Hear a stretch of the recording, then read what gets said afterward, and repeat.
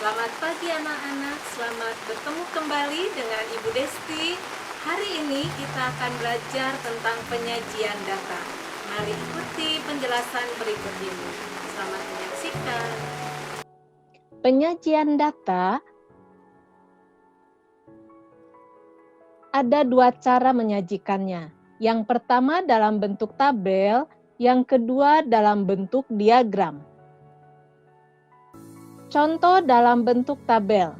Ini ada kegemaran dari anak-anak mengenai jenis makanan. Setelah disurvei, maka dibuat tabel dalam bentuk seperti ini.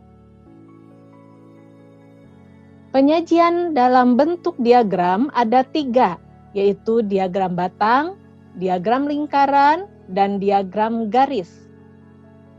Contoh untuk diagram batang seperti ini.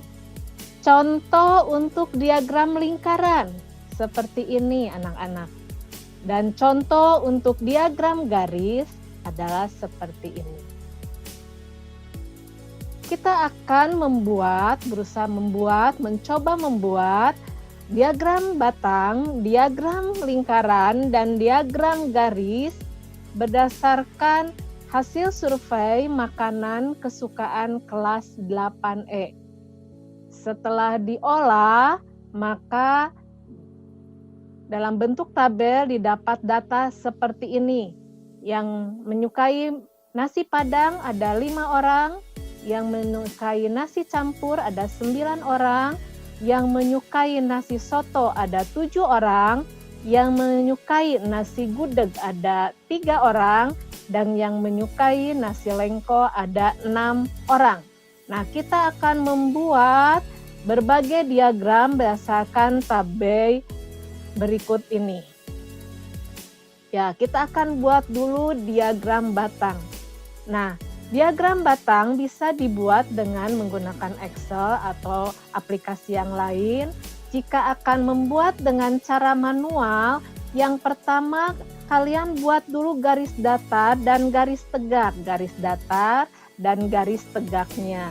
Setelah itu buat batang dengan jarak yang sama antar batangnya, ya, buat batangnya. Setelah itu buat ketinggian batang setinggi banyaknya frekuensi. Kalau tadi nasi padang ada 5, maka kita buat setinggi 5.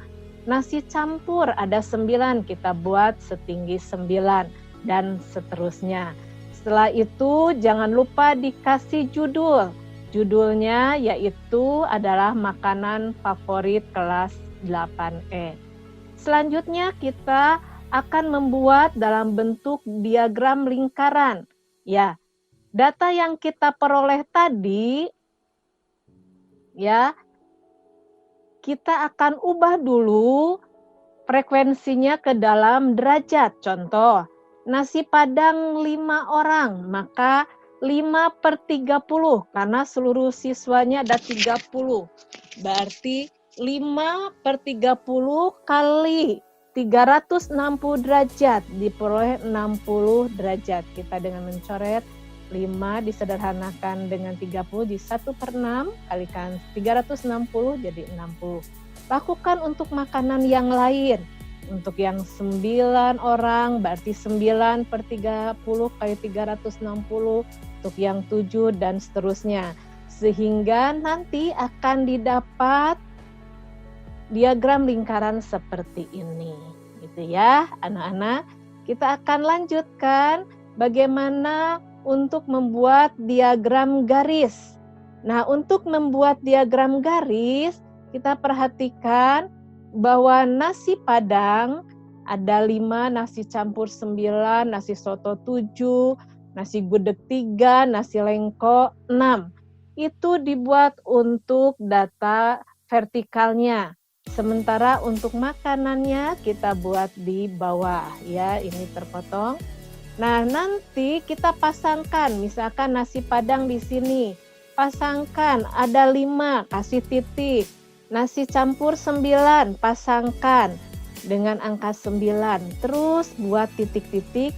Setelah dapat semua titik-titiknya, lalu kita hubungkan titik-titik tersebut. maka terbentuklah diagram garis. Nah, itulah penjelasan Ibu mengenai penyajian data, dan Ibu berharap kalian bisa mencoba.